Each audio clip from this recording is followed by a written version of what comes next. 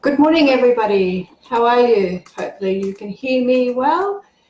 And if not, please put your hand up and we'll see what we can do to make sure my microphone is working.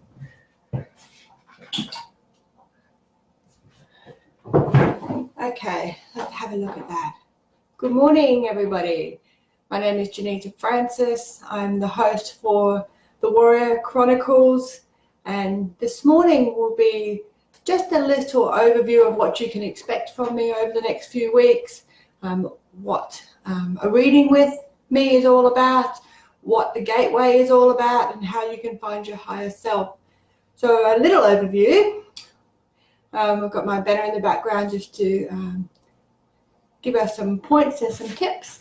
I started reading a very, very long time ago, and I actually wasn't aware that nobody else could speak to spirit quite the way I could, so it was quite interesting that when I found out that not everybody could see what I could see, and I see them and I hear them and actually have whole conversations with spirit. So it's very interesting.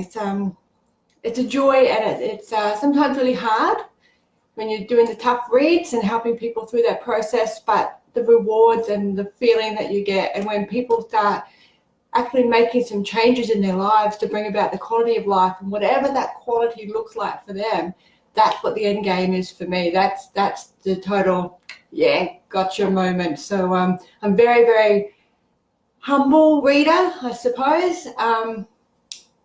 Yeah, it's just so I thought, I'll come on, do the Warrior Chronicles.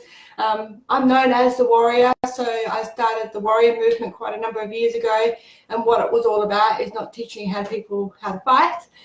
It was actually teaching people about how to champion themselves and understand their emotions and understand their reactions and understand the conditioning that sometimes we have on ourselves, and sometimes the conditioning and habit forming that we learn from childhood.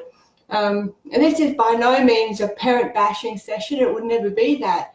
But as parents, we have a deep obligation and duty of care to make sure that we're raising our kids up. I'm in my 40s, and as children growing up in their age bracket, and if you're in my age bracket, you'll understand there's a lot going on in the world, and we sort of get to this point in our life and think this is as good as it gets, and it's not always as good as it gets. So I've taken all my mediumship, I've got, I can tap into all 8 clairs, which is just awesome. I'm really happy that I'm able to do that, because when someone comes to me for a reading, we sit down and we can call in whatever we need to be able to get that person when they need to be in their life. So it's just, it's really rewarding and humbling to get that. So my own childhood, we might do a nighttime session for that so we can all have a cocktail. Let's just say that my spiritual growth and my awareness and my ability to look at myself, have a giggle, go, oh crap, I didn't see that coming. My ability to not be so caught in my ego that I won't ask for help. I get myself as far as I can possibly go, and then I say, okay, universe, send me someone else. Send me someone who can help me with this next stage of my life. So all of the things that I've learned, all of the things that I've come across, all the things that I channel from a lot of different sources, and I bring all that into a reading with somebody else, and then from there we can sort of get to where the trauma started, where the post-hypnotic suggestion started. Was there a post-hypnotic suggestion? What did you do with your emotions? I mean, most of us have heard, don't you cry, I'll give you something to cry about. So you learn not to cry, because cry is a weakness. If you're weak, you'll cop it more. So my whole session and the whole reason for the Warrior movement was to understand who we are as individuals, where we're going in our lives, what that looks like, and how we can put the steps in place that we're comfortable with, that are within our own belief patterns. Not everyone believes the same thing, so you have to be very flexible in your approach. Especially the metaphysics educator, I have to be very flexible.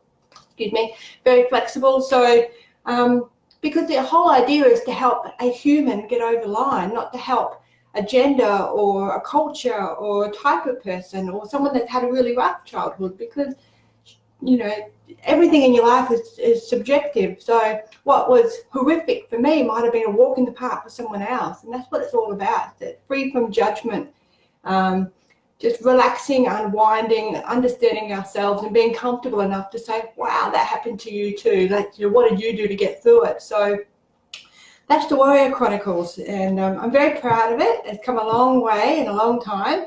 I always did word of mouth readings before, so there's Facebook thing and YouTube channels and all the stuff that you have to have these days to get that audience is little overwhelming for me, because if I had my way, I'd still be riding a horse to work. But that's past life stuff coming through too. I want a very simplistic life. I don't want to do all that big showy stuff. I'm a little uncomfortable with it. So yeah, so that's where we're at. So now, our house is a portal for all sorts of things. So if you hear things in the background, the radio comes on, someone opens the door, crystals start moving on the altar, which is just off screen. Oh, I pointed the right way for once in my life.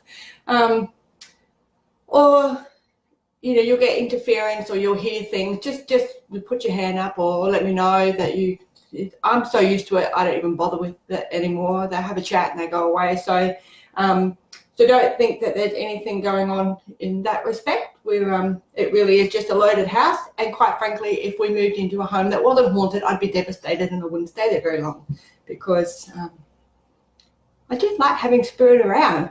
With as a small child, and you had Arthur on last night, and I had met Arthur a little while ago down at a fair at Bateman's Bay, and he's a beautiful man, lovely, lovely man.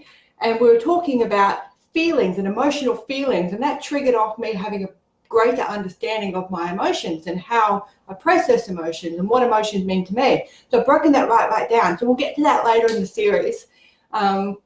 Just in case you're doing the same thing, it doesn't have to be hard for you to be able to understand what emotions are. And anger has a collective umbrella term, but how I feel anger and how you feel anger could be completely opposite. I might go and chop a tree down, you might cry for 3 days. Still anger. So the umbrella terms, and it's okay for you to process it in a different way. There's too much emphasis placed on how you should process emotions instead of how you process emotions. So that'll be something that we can talk about at a later point as well, because it's very close to my heart, because not many people understand how I process emotions. I even had a girl say to me about 20 years ago, and that's how much it stung me at the time, that she didn't even think that I had tear ducts because I wasn't capable of emotion. So that was, thanks for that, which wasn't the case at all. So I've learned a lot about myself over the years, and this is all about teaching others how to do the same, and not just following in my footpath. What worked for me might not work for you, but I have a wealth of information inside my brain. And then I've also got all those 8 clear senses and mediumship and psychometry, all sorts of things that I can call on. So we can, even if you're not aware of that, that suggestion in the past or that time, find them, and then I can do something with them for you, whether I do that myself or whether I call on a whole bunch of other people. I've got healers in Canada that are able to support people through processes. So for me, it's all about, I'm just trying to reconnect. It popped me out. How rude.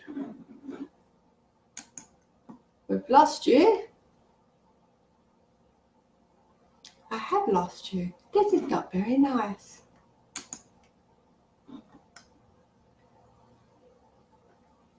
Okay, if you can hear me, don't panic. I will open up another broadcast and see what we can do.